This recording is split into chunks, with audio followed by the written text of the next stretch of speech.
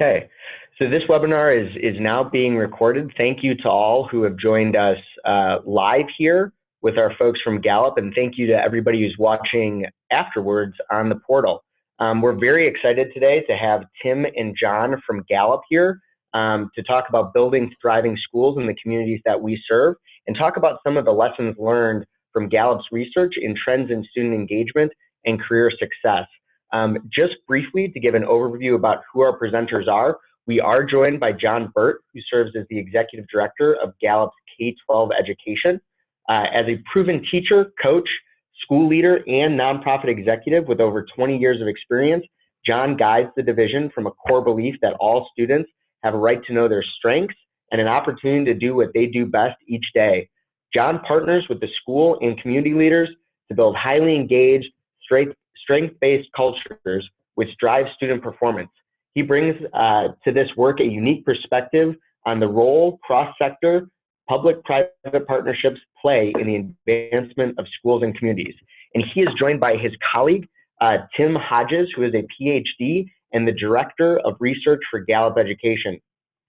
Tim consults with K-12 school districts and higher education institutions and leads research projects in strengths development, employee selection, employee engagement, parent engagement, and well-being. His primary role is leading research, design, conduct, impact analysis, and delivering executive presentations to district leadership, including superintendents, cabinets, and school boards. He's focused on helping transform schools into great places to work and learn. Well, thank you so much, John and Tim, for joining us. At this time, I will turn it over to you both.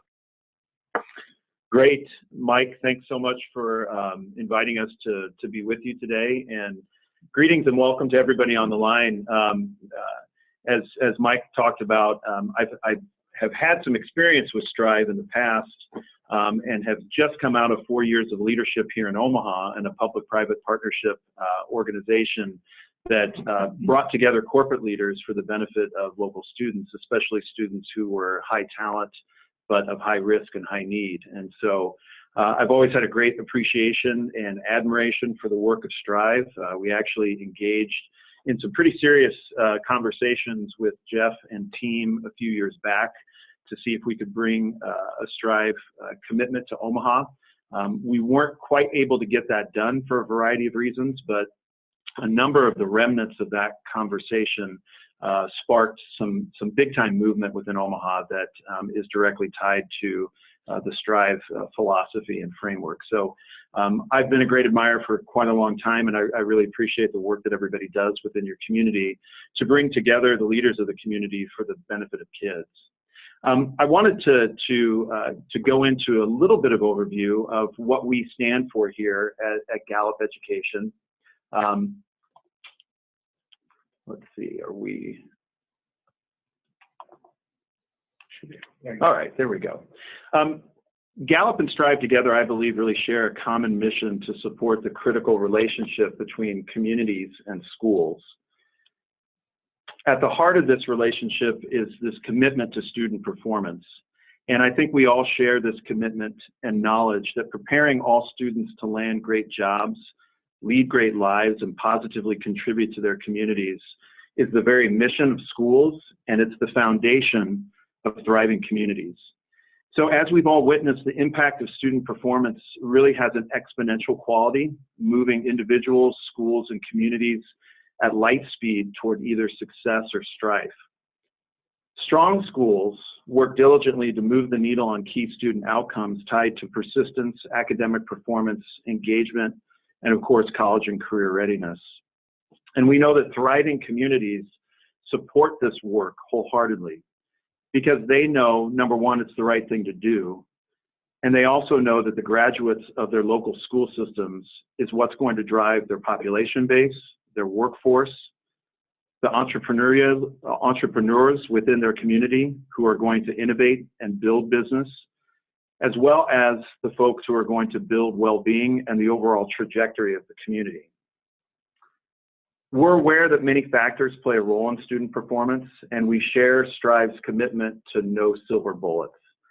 We believe in the collective impact model, that there is no one silver bullet that's going to lead us to better student performance. But what Gallup possesses is a unique lens on critical drivers of human performance. Put in its simplest form, for over 70 years, Gallup has studied the best leaders and highest performers in the world, and we understand the impact climate and culture have on achieving desired outcomes. We know that whether you're working toward improving your personal health, the profitability of your business, the absenteeism and turnover of the teachers in your school district, or civic participation within your community, the quality of human relationships along the path will have a huge influence on the final destination. So we're also keenly aware that the students that we support, that we serve, that we love, that we guide, they experience one of the most intricate webs of relationship during their formative schooling years. And we know that the quality of these relationships and the climate and cultures of the schools they attend will factor heavily in their pursuit of great jobs and great lives. The question is, how often, as leaders of schools and communities, do we look to school climate and culture as a primary means of driving student performance? So, as Strive Network partners, you're working tirelessly to engage community leaders, leverage existing resources, and scale practical strategies and solutions to move the needle on core student outcomes. We invite you today to consider how the climate and cultures of the schools in which you work within and serve, the quality of human relationships the students in your buildings experience every day, how do those play a critical role in building up or breaking down a culture of continuous improvement and engagement? Like Strive Together, Gallup has built a movement based on identifying areas of strength, of high performance. And to that beautifully simple core question that's asked in this power slide, what I call the Strive power slide whenever I'm speaking with Jeff, of what's happening here, what's going on within these schools that are bucking the trend, Gallup confidently predicts these schools hold something in common, and it's not necessarily a resource, a program, or a pedagogy. These schools possess a commitment to building positive climates and cultures for the students they serve, and they reap the reward of student success in return. So on behalf of Gallup Education, I want to thank everybody for joining us today. We truly believe Strive Together's commitment to improving cradle-to-career outcomes and Gallup's commitment to building engaged, strengths-based cultures are highly complementary. We look forward to our conversation today and to learn more about the work within each of your communities through follow-up conversations. I wanted to turn over today to lead our discussion to Dr. Tim Hodges, who Michael did a great job of introducing, and Tim is our Director of Research for Gallup Education. I like to say that Tim forgot in his sleep more than anyone on the planet knows about Gallup's work with schools and communities. So I'll turn things over to him to provide an in-depth overview of Gallup's science and work in the field. Tim? Thanks, John. Very nice introduction. I do have good dreams, but I don't know if I've forgotten everything. Hopefully retained a few things that we'll be able to share with you today. As John painted this vision of who we are and why we exist and how well our work partners with yours, I thought I might walk us through a few of the highlights of what we've learned. So we're the same Gallup that occasionally interrupts your dinner time and polls you on questions related to politics, leadership, the economy, your workplace, your own relationship with your job, and so on. So today we've kind of put together a highlight reel of a few of those most salient takeaways from what we've learned from our Gallup poll and the global reach that it has, and certainly for today's conversation, the focus on the U.S., not just in the education sector, but in the workplace in general. One of the things that we really start off with is this ugly thing, and I stretched out the slide enough that it's over a long period of time, over a generation, but from 1973 to 2015, and the trend continues on up to today, there's been this slow but disappointing erosion in the public's confidence in the local public schools. And there's a lot of reasons why that might be the case. We probably could have a whole webinar about that someday. But the headwinds that we're all dealing with right now is that at least the rhetoric, if not the reality, is the public is losing a bit of confidence, or has lost a bit of confidence in the public schools. There's blips from one year to the next, but that's the rhetoric or the noise that we're hearing out there, and the work that we're dealing with. Maybe it's a call to action. I choose to be optimistic about it. So you all think about cradle to career, and so do we. One of the things we want to consider is that we lose students in transition from elementary to middle to high school, from high school to what's next, whether that be college or the workplace, and so on. So one of the things that we reached back into the annals of Gallup research and discovered here, but this was just a couple of years ago, we asked the public at large, in your opinion, why do students go on for education beyond high school? We've won the war in terms of does education beyond high school matter? Almost everyone believes and knows that it does, believes and understands the financial and other impacts of having higher education. But the real reason why people go on to education beyond high school is basically to earn more money and get a good job. And I know I sound like more of a capitalist than some people would like to hear when I say that, but the reality is the higher education is largely seen by the public as a means to an end. More money, better job. There's other reasons. Many people meet their life partner. They decide where they're going to live the rest of their life, what they're going to pursue for a career, and so on. But a generation ago, the answers would have been very different. There's work out of UCLA and others that talk about how 30, 40 years ago, people would go to higher education to have access to a great professor or to learn something they couldn't learn unless they enrolled in that higher ed institution. Today, we all have at least an answer to every question on our smartphone or other device. So it's no longer just about accessing information, but really preparing ourselves for the future financially as well as with our workplace. Then we ask the question, are college graduates prepared for the workplace? If the reason we go to college is largely to prepare ourselves for the world of work, how well are we doing? The answer is basically it depends who you ask. If we ask chief academic officers, deans, leaders of instruction on college and university campuses, 96% say that their institution is very or somewhat effective at preparing students for the world of work. Then we ask the public at large, and only 14% strongly agree that college graduates are well prepared for success in the workplace. And we ask people who actually have jobs to offer, those hiring managers or business leaders, and it's just 11% who strongly agree that graduating students have the skills and competencies that their businesses need. So again, not all those things can be true at the same time. There's probably a perception issue going on, but the reality is there's a disconnect between educators and employers in terms of whether our system is preparing students well for the future. So then we look at what really matters to hiring managers. So we gave them 4 options: the knowledge, the skills, the major, or the alma mater. Really what employers want to know. What's the most important factor for hiring managers? Do you have knowledge and skills? And some people call 21st century skills. Hiring managers want to know that prospective employees can walk down the hallway without looking at their phone, that they can communicate in more than 140 characters, even if they can't use emojis. They want to know that they can work on teams, that they can monitor their own work and provide more management than they require, and things like that. So employers are really looking at knowledge and skills as the biggest factors. Now, I'm proud of the 3 degrees I have from the institution that I went to, and I felt like I chose a major that fit what I wanted to do into the future. But employers don't care as much about that as the individual. And in fact, in the upper right-hand corner there, you see what they really want to know is whether someone applying for a job has ever really had a job before, whether that be an internship or some kind of on-the-job experience with real work. So they want to know that they've at least explored the world of work and kind of know how to handle themselves in a professional environment, and that they have knowledge and skills that are transferable to the workplace. I think we all understand that the knowledge and skills we learned in our higher education experience are largely obsolete over time. But so there's a retraining and learning on the job and building out our capacities. But employers want to know that you've got what it takes to get you started, and then they'll take it from there. So that's kind of an interesting takeaway, and I think helps us really focus in on what matters in terms of our education system.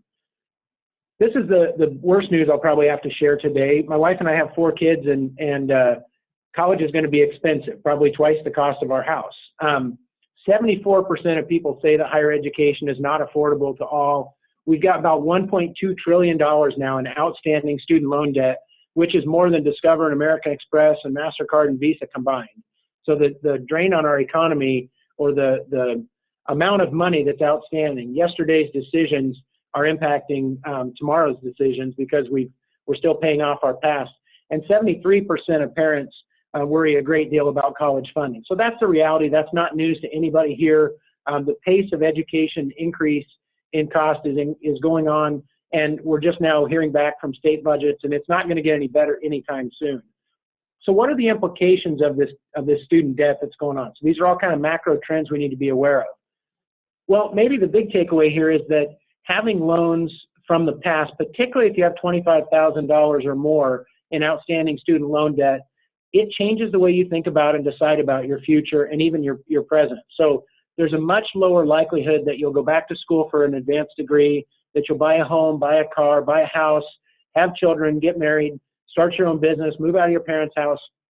All of those decisions seem to have a real delay in the event that students are taking on large amounts of college debt. So again, not to say we should never have debt or whatever. It's a very individual and personal decision, but we need to understand the implications of taking on large amounts of student loan debt. A lot of students don't understand the difference between grants and loans and scholarships, and they certainly don't understand that a federally secured student loan survives bankruptcy. It's like IRS debt or something. They'll garnish your wages to collect that someday if they have to. And it's not the government's evil, but that's the commitment we're making. So we've got to make sure we're preparing students for the world of work and for a higher education experience that matches where they want to go.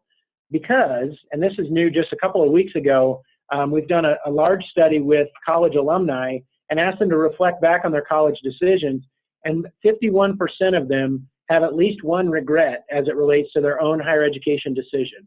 And I don't mean to be doom and gloom here. I want for us to understand this so that we can think differently and prepare students differently for the future. But 12% of adults in the U.S. regret the degree that they pursued, that they earned. 28% regret the institution that they attended. 36% regret the general field of study. And there's some overlap among those, but when you look by individual, 51% regret at least one of those three things. So I think that regret is a pretty tough word to hear, and I think it causes us, again, to question whether we're preparing students well for their higher education experiences and smooth transitions from our K-12 systems into higher education or into the workplace and in our communities, as John started us out. So some of you are familiar with Gallup's work with the Purdue Index. Mitch Daniels, who's governor of Purdue and formerly led the budget for the country and was governor of Indiana, so is very familiar with these kind of macro trends. The Lumina Foundation, Purdue University, and others have partnered with Gallup to really study what are the things that contribute most to a successful higher education experience. And basically, as we toured the country and interviewed leaders on college campuses, everybody, when we asked what's the outcome of a higher education experience, to a person, their answer was one of two things, and often both: to prepare students for great jobs and to prepare students for great lives. And sometimes they'd say for well-being in the community or to be good citizens or good neighbors or that. But essentially, it comes down to great jobs and great lives.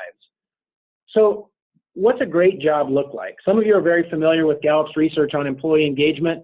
This is kind of our famous 12-question employee engagement survey, where each of these 12 questions is really a standalone element of engagement that, as employees in any organization, whether we work in a school system or at the bank or for a government or in a hotel or wherever we work, these are basic needs that as employees we all have in the workplace.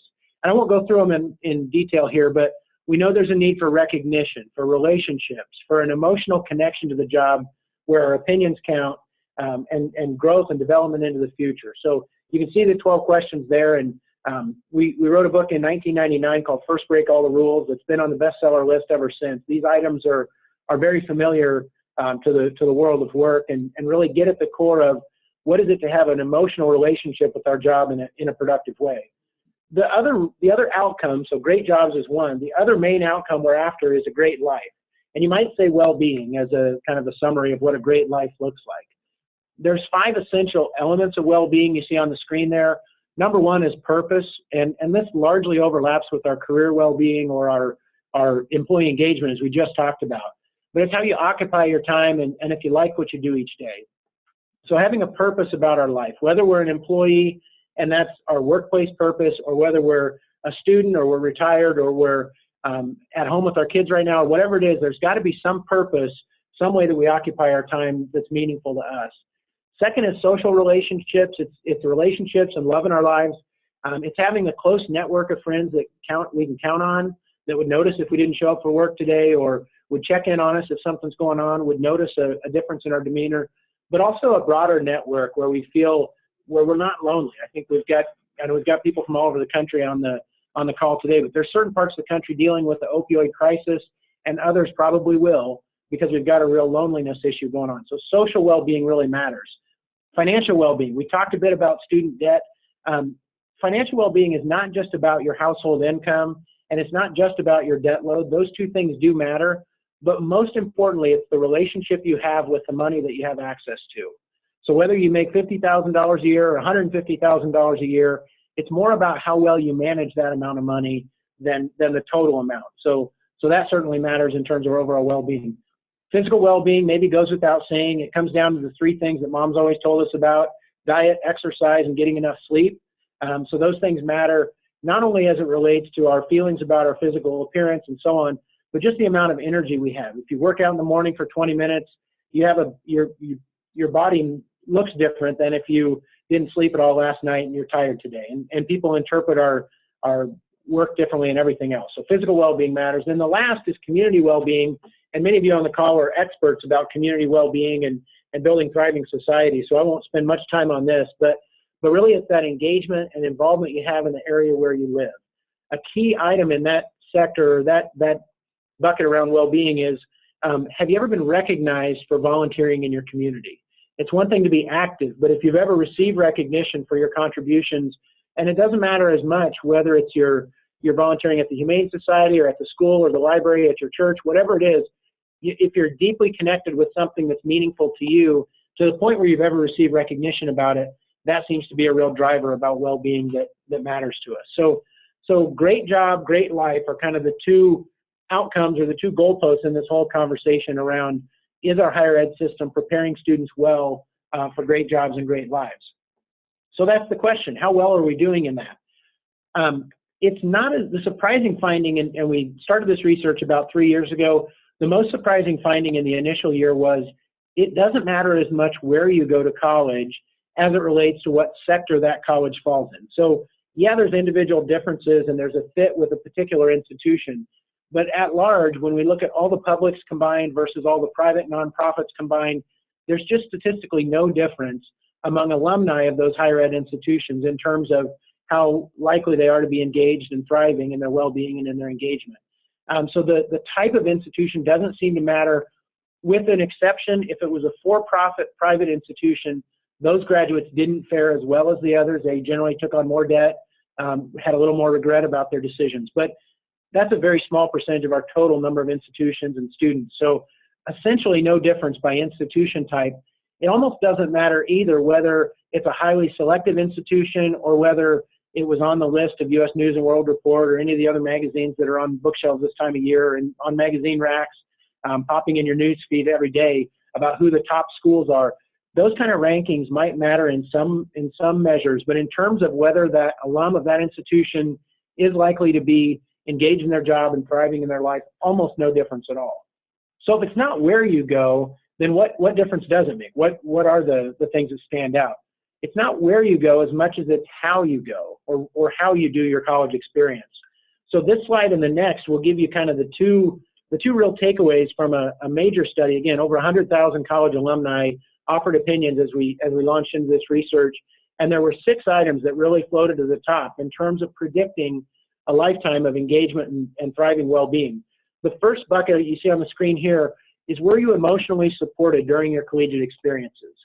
And if you were twice as likely to be engaged and 3 times as likely to be thriving in your well-being across those 5 elements. So what does it mean to be emotionally supported on campus? This isn't the whole story, but the 3 items that really are sort of a proxy for emotional support are, did you have at least one professor who made you excited about learning, professors who cared about you as a person, and a mentor who encouraged your hopes and dreams?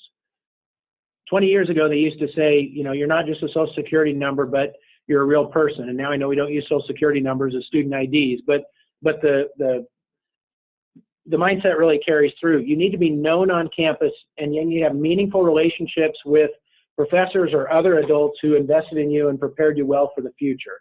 And it's a small percentage who actually can say yes to all 3 of those. The other 3 items that really stand out on our poll were what we call experiential and deep learning.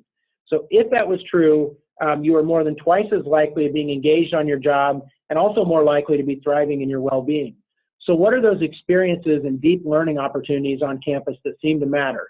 You see again on the screen in quotes there, a long-term project taking a semester or more to complete, an internship or a job where you applied your learning, there it is again, and were you extremely involved in extracurricular activities and organizations? And again, just 6% of all graduates we surveyed said yes to all three of those questions. So it's a small percentage where we're really ringing the bell on these measures among alumni. So advice to higher education leaders is certainly, let's figure out how we can get a higher percentage of our students to say yes to all 6 of these key drivers of the future and of our well-being and our engagement on down the line. So John and I have spent a lot of time with others on our team here at Gallup considering what's the K-12 version of the Gallup-Purdue Index. What elements of the K-12 experience have a residual impact on whether you'll be successful in college and in your career. As we think cradle to career, we need to reach further into the future among our K-12 audience and decide and learn what are the things that really stick with them. And we've got a poll that goes in the field in just a few days with school superintendents to learn from their perspective. And then our next phase of the research is to ask alumni and then kind of pull back to the institutions they attended across the country and see how those experiences really fit. And Tim, I'll break in there. Please. I have also suggested that Strive Together Network might be the perfect partner with the great work that you guys are doing to study that very correlation of what is going on with schools and within students in schools that has that residual effect into college and career, since that is the work that we're all occupied with and is core to the shared mission that we all have. So for sure, I'll put in that plug and I'll bounce away again. I think that's a great idea. More to come on that. Okay, so that's a little about the collegiate experience and what really sticks with them. If you've got questions as we go, please feel free to add those in the chat or in the Q&A box. I'll kind of monitor those a little bit. Mike will as well. We're going to transition our conversation now into the audience of customers or parents, if you will. And I understand parents aren't the only or maybe the most important customer of our K-12 system, but especially those of you on this call, you understand that the real relationship between needing to have a strong relationship with parents and the community at large if our schools are to be successful. So Gallup's pretty famous in the space of customer research and market research, and we advise many of the largest companies in the world on their marketing campaigns and what the consumers are thinking. So we took that science from our marketplace practice and applied it to the school place. So on the screen you see 3 key questions that really summarize a bit about what is customer engagement or stakeholder engagement. Does the school, and this is to the parents, does the school always deliver on what they promise? Am I proud of my relationship with my child's school? And is the school perfect for my child? That's a pretty high bar. Promise, pride, perfect. Those are big words and big statements, and it's tough to get people to say yes about that. But when we do, we would consider them to be fully engaged with their child's school or with their favorite, brand of coffee or shoes or whatever consumer goods we might be surveying about. So in general, when we ask those questions and run the data, and we run 3 categories, you're either fully engaged, you're indifferent, or you're actively disengaged with that brand. So you either love it, you're okay with it, or don't really care, or you're just ticked off about it, if you want to use those terms. So generally what we see is about 30% of customers are fully engaged, whether it be with their hospital or whether it be with their the hotel or the bank or whatever the case might be. But when we ask about schools and we ask about parents, it's only about 20% who weigh in and say yes about those 3 questions and come in as fully engaged. So we know we've got some work to do in terms of that parent relationship. I spend about 100 days a year away from home and in schools and in many of your communities. And when we talk to principals about student discipline as one example, there's a real difference today from what it might have been 20 years ago. If a student acts out in class, a teacher or principal have to think about how the parent's going to react to this discipline situation in a different way. So I think we've got a relationship between schools and parents that we've got to figure out what works and rebuild that. We know that there's some key drivers of parent engagement. I've got those on the screen now. Certainly the leader of the school matters. Realtors in town know who the principal is. They sell houses in certain neighborhoods better than others based on the reputation of the school, which is largely tied to the reputation of the principal and the school leadership team. Academic standards matter. Parents want to know that the school has high expectations for their child, and also that when something comes up, there's a support network to help them through. The school environment matters. Is it a positive, welcoming environment, not just for students, but for parents, grandparents, others who might be showing up in the child's life and in their school experience? Does the school personalize learning to each individual student? Do they find out what their strengths are and then act like it? Certainly parents are looking for that. And then the fifth driver of parent engagement is communication and involvement. We tend to do a pretty good job of communicating with parents when there's a safety incident in a school or a situation that, water main break or a blizzard or a tornado or whatever the weather is in your part of the world. We do a pretty good job of getting to parents that school's closed today because of this. We don't do as good a job of communicating to them in a way that draws them into the school experience. So safety incidences or weather delays, those are important issues, but we need to communicate more broadly than that. There's schools all around the country right now that the kiosk out front says, "Have a nice summer." How else could we use that real estate on a signage to really promote what's good about the school and draw people into the mission even more fully in the future? So we've got some work to do as it relates to parent engagement. We've learned a lot broadly across the country and also specifically within districts about that. It doesn't have to be that way, but the current state certainly looks like we've got some room to grow. So back to that first slide I showed around people's opinion about the education system in general and the declining attitudes about public schools. We asked a follow-up question on that, and we said, okay, so what really does matter? How important do you think each of the following is in measuring the effectiveness of public schools in your community? And we gave them a range of options about what measures might matter in terms of school effectiveness. And I'll show you here the percent who said very important. The top two answers were whether the students engage in their coursework and whether students feel hopeful about the future. It's really more about the students' day-to-day experience than about some of the things they might see on the news in the evening and so on. Graduation rates certainly matter. 69% said that's a very important measure, but 78% said hope and engagement really matter as it relates to evaluating the effectiveness of schools in their community. The college going rate matters. Job placement after school matters. Student scores on standardized tests matter, but less so than the others. And if you were to count news stories, probably the biggest driver or the biggest thing that we see in the news is about test scores, but the public at large says not as important as some other issues. So certainly hope and engagement do matter. I see a couple of questions popping up in the chat. I'm gonna come back to those. Please keep those coming if you would. Then we went to an audience of school superintendents with the same question and found essentially the same result. The top three were identical. High school graduation, student engagement, and student hope were very, very important to superintendents as well as the public at large. And then when we look at everything else, it was less than 50% that said very important. So I guess the takeaway from this finding is that the way we measure school, we talk about social emotional learning. I know from talk with Mike and Jeff and others at Strive that's an issue you're all dealing with as well. Absolutely it matters, and the public believes that it matters. So sometimes we feel like it's an uphill battle to get people to invest in things like hope and engagement and other social emotional measures. They believe at the core that that's how they're grading the school already. So I think there's more support out there than what we might initially think. A lot of times people say, well, those are soft measures. We only care about academics. But when asked on an open-ended question, they believe in the same kind of things that the research shows are real drivers. So with that in mind, we launched into a major study at Gallup, as you're seeing a trend here. When we find a question or a need, we just do a big study about it and see what we can learn.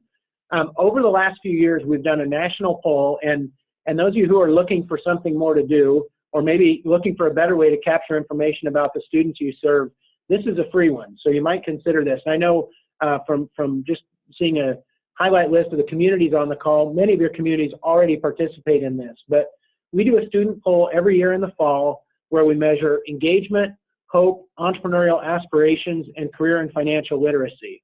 So it's a national poll of 5th through 12th grade students. It's the last week of September and throughout the month of October. And we can send follow-up information, but GallupStudentPoll.com is the website that we've got set up for this. And if your school hasn't already signed up, you're able to do that now. Our registration's already ready for the fall, and many districts are getting their assessment calendars together and all that. So again, 5th through 12th grade in the fall, we turn the data around in a couple of weeks, and so around Thanksgiving, you'd have data back in your hands at the school level, at the grade level by school with relevant national comparisons. Our national comparisons are pretty impressive. We have about 1 million students a year that participate, and you can see over the last few years how this has really grown in momentum, largely due to the efforts of people on this call who've talked to their neighboring districts and said, hey, we do this, maybe you should check it out as well. We do have custom versions that we would partner with you on that do have a fee associated with them, but the free version of the poll is available at no cost to local schools. That's kind of what free means. So I like that the trend, as a researcher at Gallup, I like that the trend is increasing levels of participation around the country. I don't like this line. I don't like this trend. You notice the slope flipped here. This is the percentage of students who are engaged with their school experiences, broken out nationally by grade level on last year's data set. This trend has been true each of the years we've done the student poll, and it's a real troubling issue that I think we need to think hard about and work hard about. 74% of the nation's 5th graders are engaged with their school experience, and that number drops a few percentage points each year to 11th grade. Then it kind of flattens out. 10th, 11th, and 12th are basically the same, at about 1/3 of our students engaged with their school experience. So we go from 3/4 of our students in 5th grade being engaged, and it trickles down, and we kind of lose some of that momentum throughout. And I think there's a lot of reasons why. We've learned from you all and districts like you that, the way we do school in elementary and secondary is very different. In elementary school, we've got deeper relationships with a few teachers. We have closer relationships with a smaller group of students and so on. So there's something right about that. We also, back to parent engagement, we see a similar trend in parent engagement. Elementary school parents are more engaged than secondary school parents. They're more active, they're more involved, they're more visible.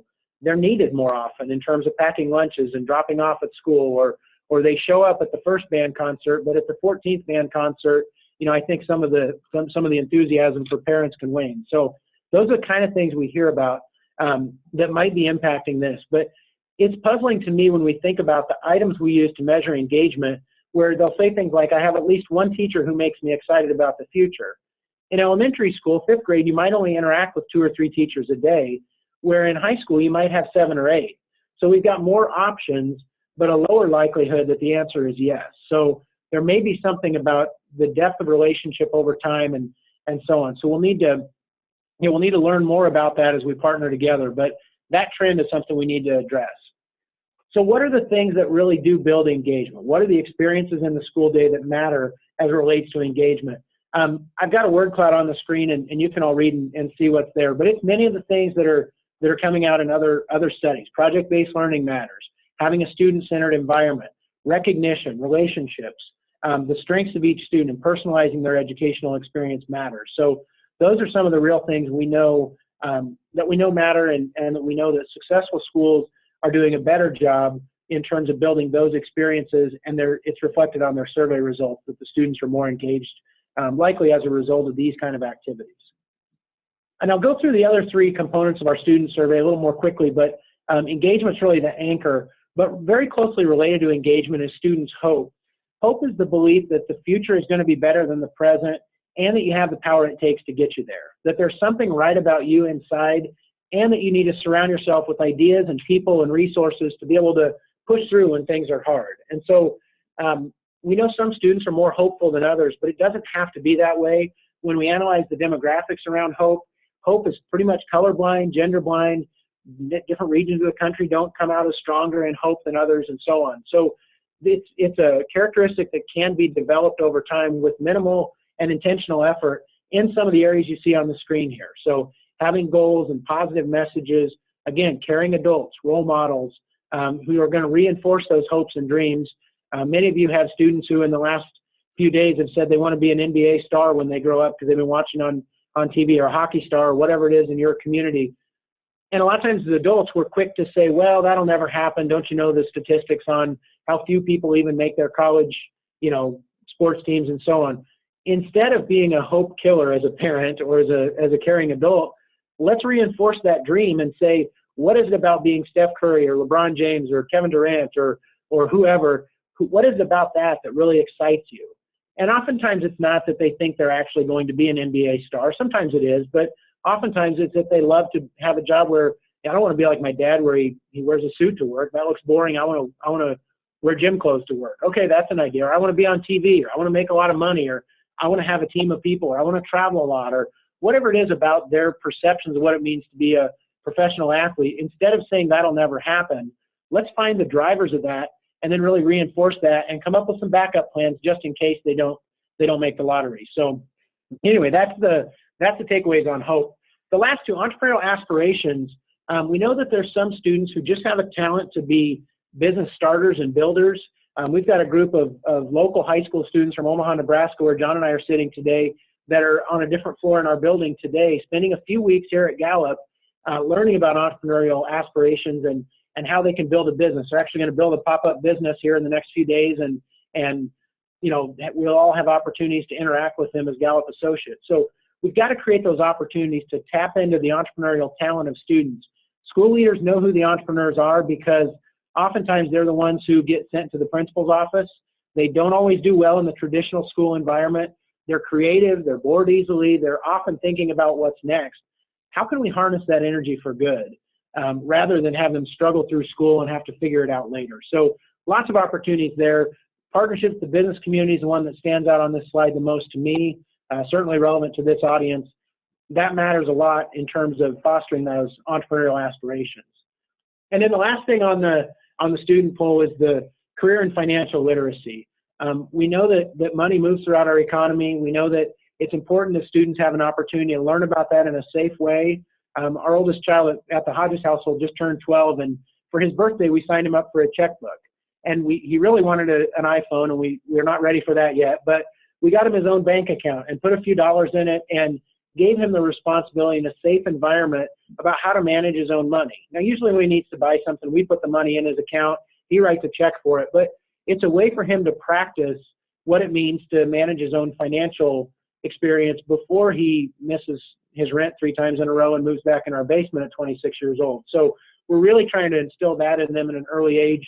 That's not unique to our household, but setting up those school stores or opportunities to have, count money in the drawer at the concession stand after the football game on Friday nights, or to do fundraising for a career tech student organization or whatever that is, to have real classroom experiences as it relates to money and banking and saving and spending and giving and so on. So those are some real takeaways around our student research. So we went to superintendents again and asked them, okay, so what is it about the K-12 experience that really seems to matter most for the future for students in your community? What prepares them for jobs, for post-secondary education, and for life as an adult in general? And school superintendents basically gave 2 answers, but they're real connected. One is they said internships that are connected to what they're learning are critically important to launch them into a successful future. 4 in 10 superintendents said that's the most important thing.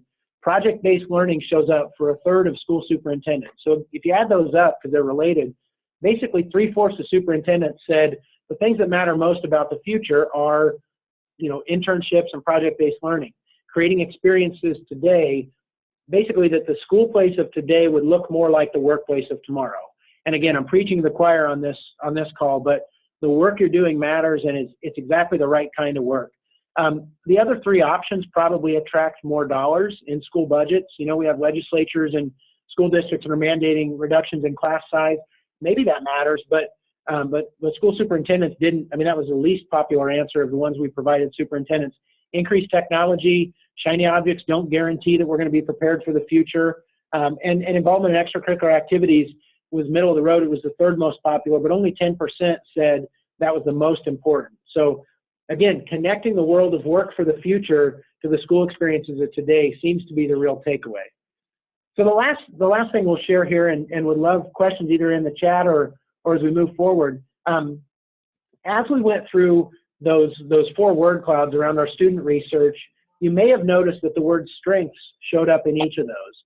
One of the questions on our student poll that we ask, again, 1 million students a year, is do you have the opportunity to do what you do best every day? Basically, do you get to use your talents and thrive in that way at least part of every day?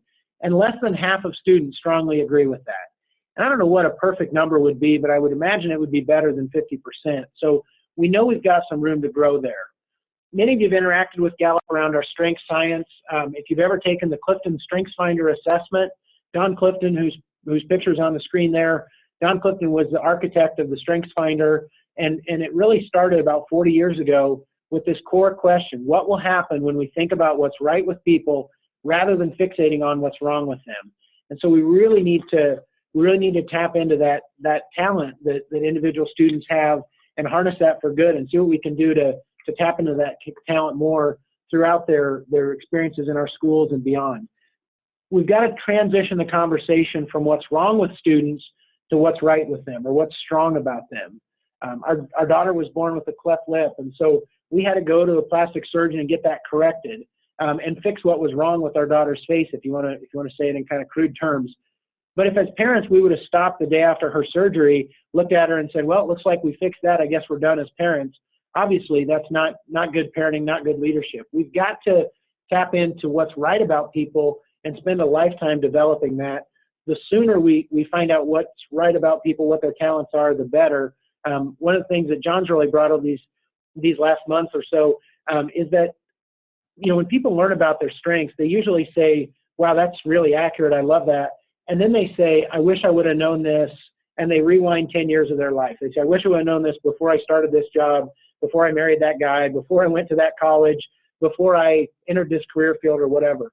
So the sooner we can get strengths in the hands of students, the better. And John's really brought some great energy around that initiative here to really see what we can do to get strengths in the hands of students as early as possible.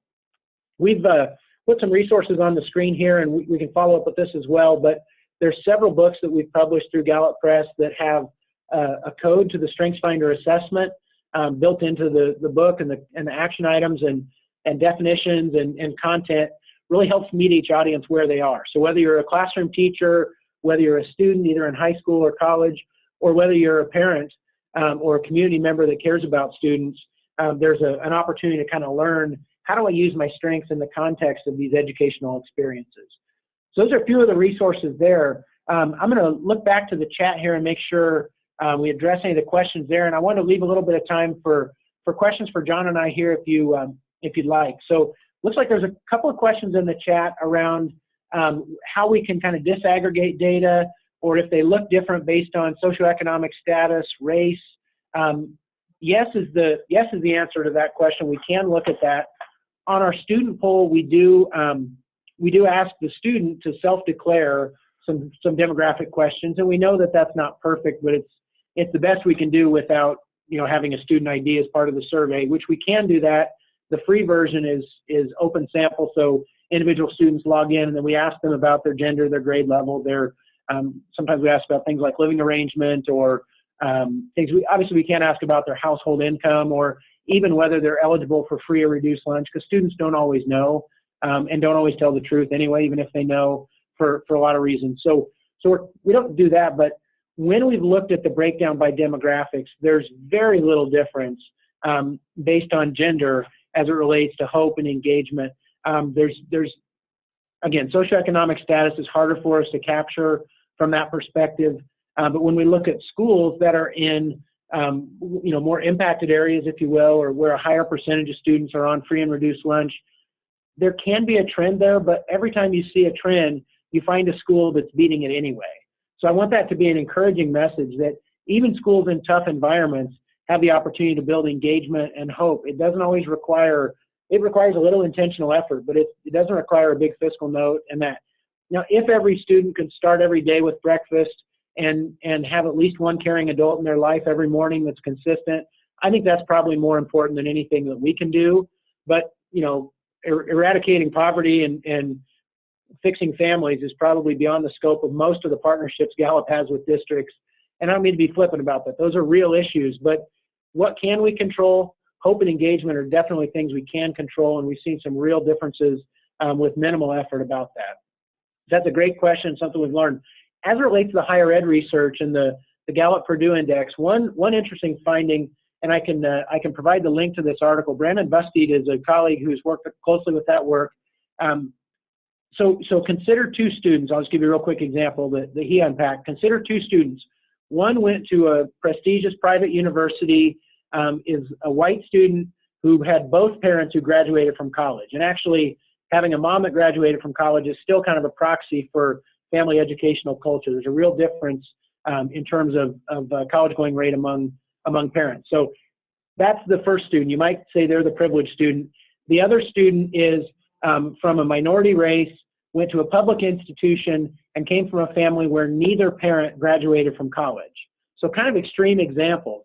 So when we split the data file of more than 100,000 college alumni and had one category that was that white student at a private college with parents that both graduated college, and the minority student went to public institution, neither parent graduated college, there was statistically no difference in terms of which was more thriving in their life and more engaged in their work when you account for those 6 factors we talked about, those 2 factors: experiences in college and having that mentor, the caring professor, and also those projects that took more than a semester to complete, an internship.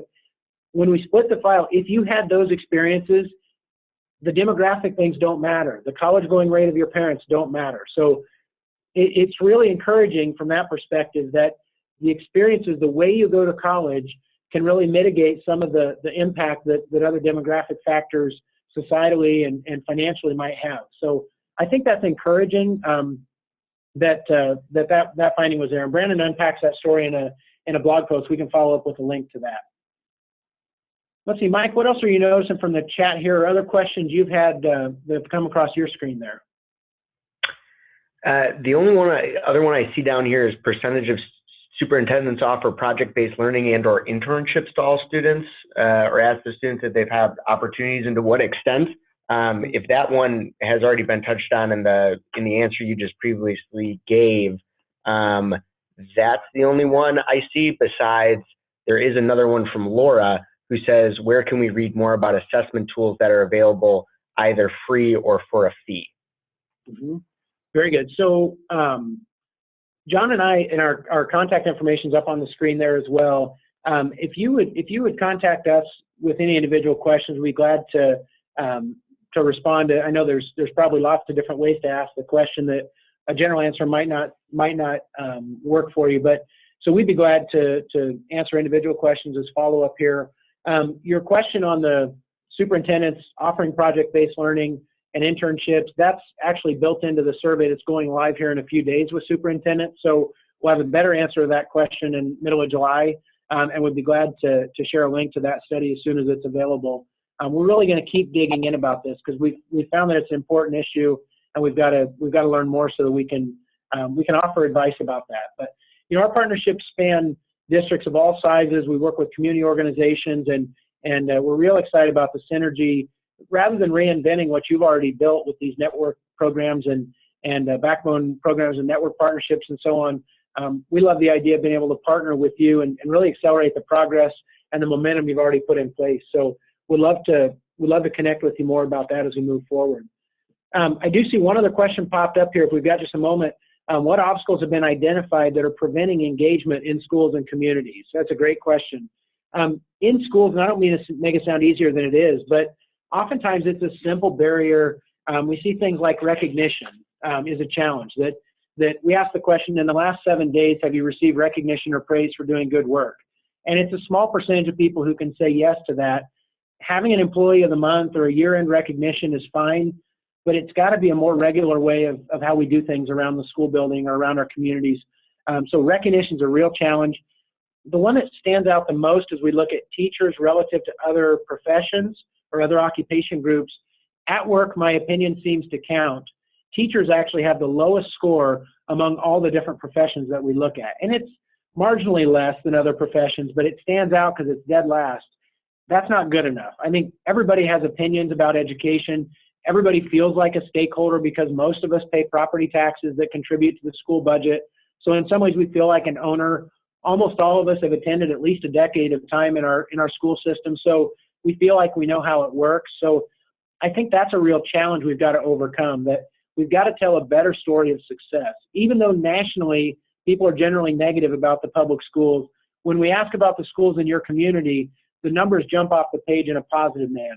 People really do believe in their local schools, but they think everybody else's schools are a mess. Now, statistically, those things both can't be true. If everybody's local schools are great, then by aggregate, the nation's schools are great.